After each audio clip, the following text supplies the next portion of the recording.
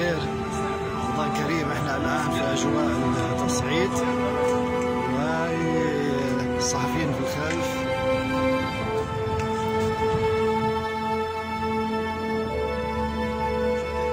بتغيب ال 16 بتغيب لها ربع ساعة وبترجع، بتغيب ربع ساعة بتحمل وبترجع. طب يلا بتغيب الصبح على اللايف نجي يلا يصير في هدنة بعد المغرب نتشافى. خلاص والشيشة تحول حتى البس جاي الضامن معانا.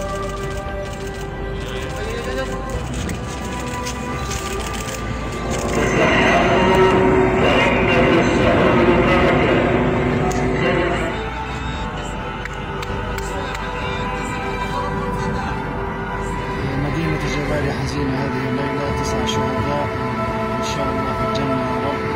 لأهالينا كمان وأصحابنا حبايبنا في بيت حنون في غزة، غزة الله يرحم الشهداء.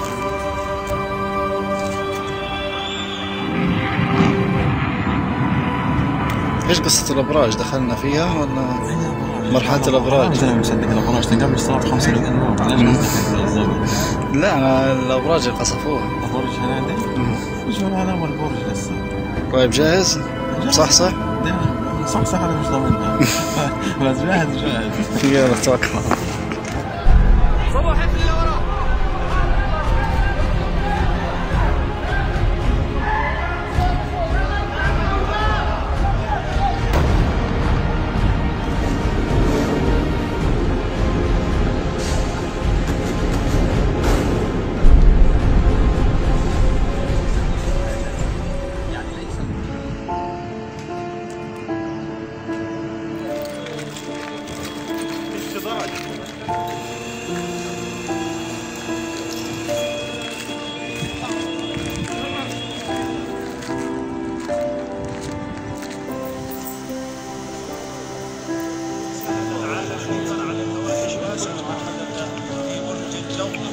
وسط مدينة غزة. بعد قصف برج الجوهرة ومكتبنا للثروة الإعلام، احنا زي ما احنا ما زلنا لحتى الآن في شقة سكنية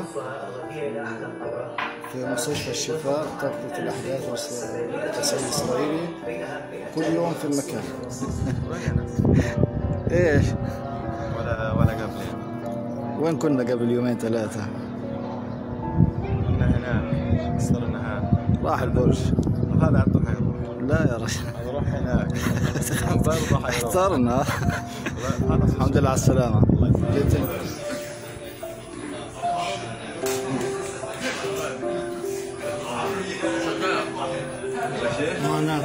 أقول لك مش خايفين، والله خايفين. طيب قول لي لما بتصل المرحلة انه الاشي بس بيستاهل. الحمد لله هاي حصلنا. الحمد لله رب العالمين. هاي حصلنا. الحمد لله. خلصنا من النار يا رب. كيف شفت الاجواء زمان واليوم؟ مر عليك اشي زي هيك؟ يعني في 35 الاجواء بتختلط بصراحه، يعني اجواء حرب. يعني اليوم يعني استهدافات واحده، العدوان الاسرائيلي واحد، الاحتلال واحد، الدمار واحد، القتل واحد. بتنظف الجهاز رغم من القصف والقصص هذه، جهازك مغبر من القصف ولا كيف ولا ايش الموضوع؟ مش فاهم كيف؟ بنظف الجهاز عشان انا كل ما بطلع في الجهاز ووسخ بتذكر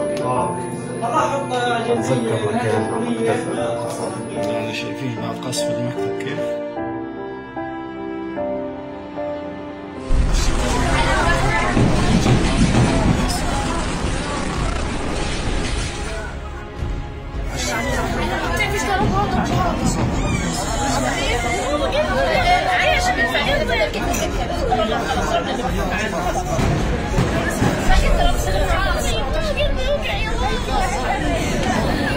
الحمد لله بخير. احنا قدر الله ما شاء فعل، وهذه ضربتنا ونصيبنا. الحمد لله رب العالمين. احنا كلنا بخير. سامي او شريف، الحمد لله على سلامتك. الحمد لله على سلامتكم يا شباب. قدر الله ما شاء فعل. معنوياتكم عالية. لا انا بس يعني كلنا كلنا حنموت. كلنا زي ما تقول اول عيد فطر سعيد، بعيدين عن اولادنا. بعد بخير سعيد، كل عام وانت بخير. يعني اول عيد بمر وانت مش عند اولادك.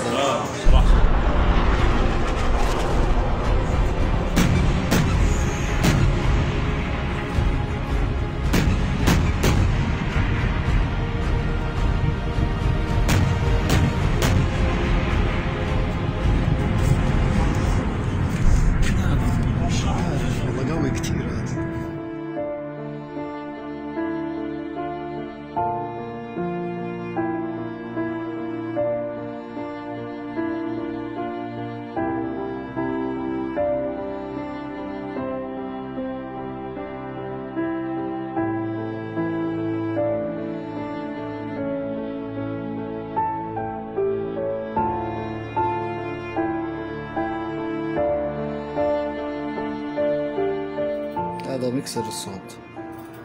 له جندي اسمه محمد ابو سعده نايم، الله يعينك يا محمد والف سلام عليك يا حبيبي. يعني حتى نايم وحاطط المكسر جنبه، نايم جنب المكسر. في دمك يا اخي السوق. باشمهندس انقصف مكتبك وغرفة الامسيار انقصفت، تمام؟ احكي لي كيف احساسك، كيف شايف انت نقلت من مكان هذا واليوم مخربط ينتهي، بس هل هذا بيأثر عليك ولا كيف؟ هذا بالعكس ما بيأثر علينا، احنا مستمرين رغم الدمار رغم الألم رغم كل شيء بيصير معنا. احنا عزيمتنا قوية، عزيمتنا في السماء، معنوياتنا عالية ومستمرين رغم كل اللي بيصير معنا.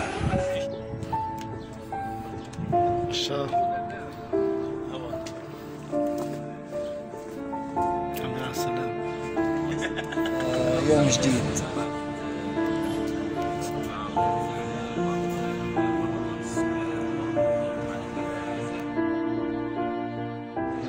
صباح الخير، الحمد لله على السلامة. ليلة صعبة. ايش صار معك؟ كل الدنيا تضوي. من وقتاش طالع هوا؟ من امبارح تقريبا 20 ساعة. ممكن توقف في يوم من الايام يعني عن المهنة. واكبر دليل انه عشت لحظات صعبة جدا ومرعبة، وممكن إلها اثر كبير على نفس البني ادم. انت تخيل انت تكون بين اولادك وهم بصرخوا كلهم، وفي لحظة انت مرعوب وبدك تهديهم، وبتنزل وانت مش عارف من وين الضرب بيجيك. فكل هاي اللحظات مشاعر مختلطة، انت ما بتقدرش تقدر تميز فيها، بدك تستجمع قواك. يعني لحظة ممكن تكون انسان في بعض اوقات أكيد. يعني، ولا صحفي ولا اكيد كده. بس بدك تتمالك نفسك، خصوصا مع عائلتك، امام مجتمعك، قدام المشاهدين اللي انت بتطلع لهم. بدك تكون مستحيل. بس برضه انت انسان عندك مشاعر واحساس. اكيد والله انا وصلت لمرحله انه لما انا قعدت لحالي بكيت، فرغت. يا ايه هذا علاء، وين عم ابو عدي؟ الحمد لله على السلامه يا كبير. كنا صيادين قبل 5 شهور. عامل زي ابوي، عامل زي ابوي، نص البحر. بس لو ظلينا صيادين احسن. الهواء في براح. شايف القصف شرق جباليا، قصف المدفع. يا رب احفظ العيله يا رب يا رب.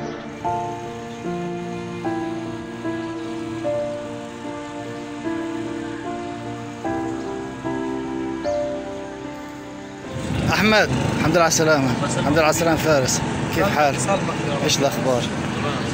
احكي لي التصعيد الاسرائيلي هذا، في شيء صار معك انت في التصعيد هذا تمام مع العائله؟ والله اكرمك الحمد لله. شعورك؟ شفتهم؟ لا حتى لحظه لا ما شفت شيء. احكي لي عن الموضوع سريعا. والله هي في عندنا تاخر في الانجاب لانه لنا 12 سنه مش منجبين.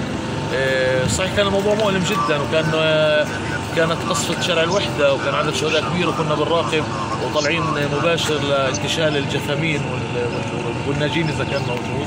والحمد لله ربنا أكرمني بطفل الولد وسميته محمد بالمناسبة، وما شفتوش لا هو ولا زوجته حتى اللحظة، يعني ما عنديش وقت لسه إنه أنا أروح أشوفه. ومتشوق بصراحة. مبروك. برغم إنه إجالك طفل ما شفتوش وأنت في مكان صعب جدا، والآن في حكي عن قصف برج الأندلس وأحمد مرابط زيه زي الصحفيين. عم أبو فارس كيف حالك؟ الحمد لله على السلامة. الله يخليك. إيه بشوف عصرت كتير وقليل، بكفي. قضيناها تربينا على ايديك وتربينا على قصص كتير. ايش بصير؟ حروب ودمار. لو اكتشت طبعا. كان ما يريد ربطنا. لا اله الا الله. الحمد لله على السلامة. المكتب مش اول مرة والبيت والولاد، هل هذا اشي بوقفنا يا عم ولا احنا تربينا انه نستمر؟ اول شيء بعين الله، ولكن القدس غالي والوطن غالي وبحاجة لتضحيات. هذه ضريبة الوطن واحنا مستعدين ندفعها. احنا حراس الحقيقة.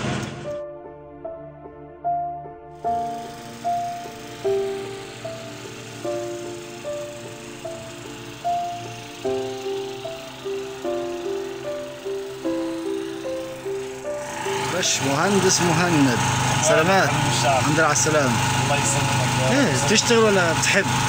لا يا زلمه حبيبي اذا لما نطمن لا الجماعه تحب هو قعدتك هذه قاعدة والله لا اقسم بالله بنطمن. طيب بالسلامة حبيبي. هوا طالع؟ هو اليوم حشوفهم كلهم الشباب. خضر الحمد لله على السلامة. محمد رامي وين عم نزار؟ الحمد لله على السلامة. ايش اخبارك؟ تمام. جيش الله يسلمك. السلامة. محمد وين حلوين؟ يوسف السلامة. ابعد هيك. ابراهيم ابو عطية الحمد لله على سلامتكم يا شباب.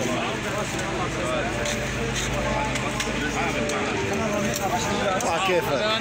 عرفات بالسلامة. عم سواح الحمد لله على سلامتكم. الحمد لله على السلامة. جميل الله يسلمك. وين يا احمد اشوف؟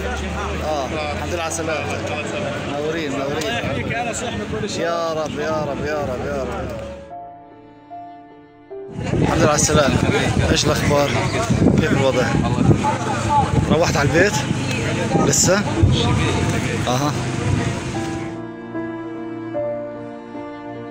صحيح انه المصورين وفنيين صوت والهندسة والصح كلهم يعني خلف الكاميرا، كل واحد خلف الكاميرا، فلازم احنا نشكر الشباب هذول اللي هم السائقين.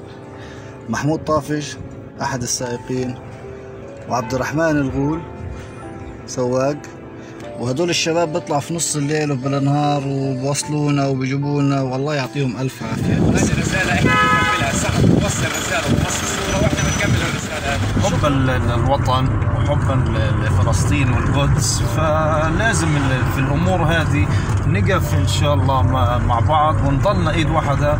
ايش تعمل يا وجيه؟ ايش تسوي؟ خلي الناس تكون في قلب الحدث. لا ضليتك تحكي ولعت لما ولعت على الاخر. ايش؟ كل عام وانت بخير. معنويات. سؤال صريح، مش خايف على بناتك اولادك بيتي؟ بناتي جدا، لانه بنتي الثانيه شيء مش طبيعي، نهارها حاطه ايديها قدامها. بيجوا على بالك وانت على اللايف؟ طبعا. طب ما فكرتيش في يوم من الايام تسيب الشغل وتروحي يعني، ولا لازم تستمري في القصه هذه؟ هاي رساله ولازم نستمر، مش عشان بنتي يعني انه انا اقعد في البيت، بالعكس. حتى الان مش عارفه اقعد لحالي هيك واحس يعني احس مش واصلني الشعور لسه، حتى الان مخدره، مش مستوعبه الموضوع يعني. بس تخلص وتصير تهدي ان شاء الله وقتها بوصف شعورنا الحقيقي. يعطيهم العافيه يا شباب.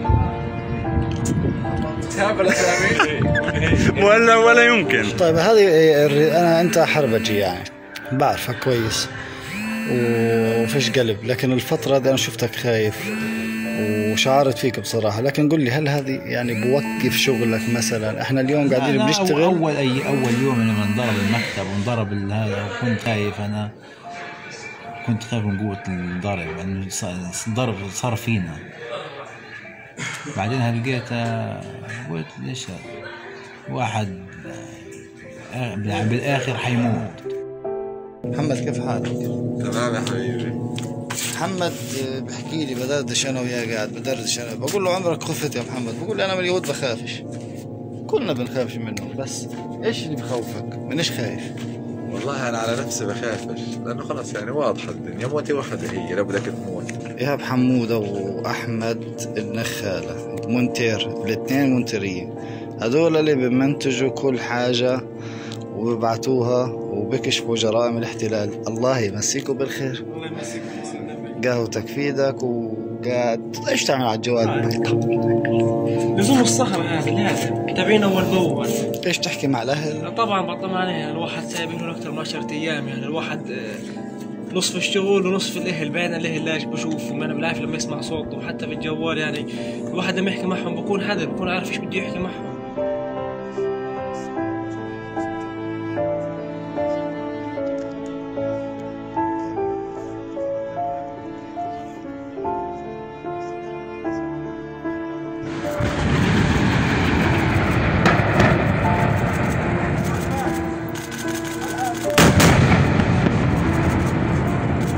أول امبارح وين كنا؟ أول امبارح هناك قبل ساعتين. لقيت احنا من هون حنصور المكان اللي حنضرب هنا، وبعدين بنروح على مكان ثاني بنصور. انت حربي حربي لا حربي. في مشكله.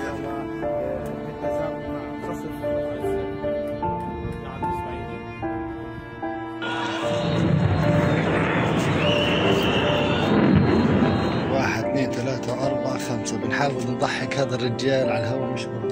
يوسف أبو كويك مش راضي يضحك. يوسف أبو كويك على الهواء مش راضي يضحك. ذاكر عاصم ذاكر عاصم. أيوة ضحك.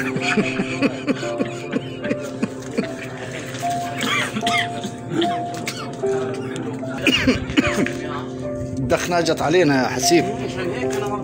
طب دير بقى.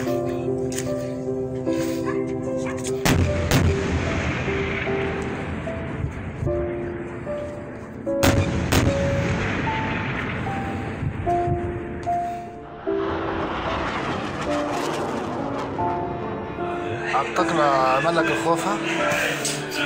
انت ايش بحس؟ ايش مالك؟ يلا خلصت، يلا يا شباب كل على بيته.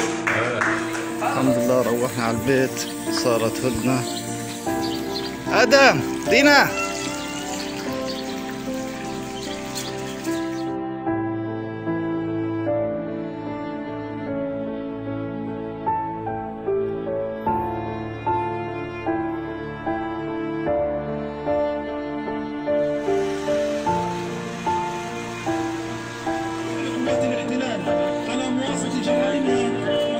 الرسالة بالنسبة لنا كصحفيين واضحة ووضوح.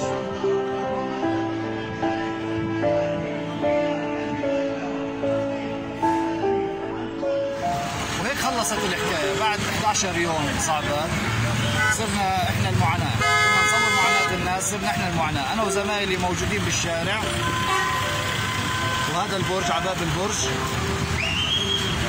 وهيك خلصت الحكاية. طبعا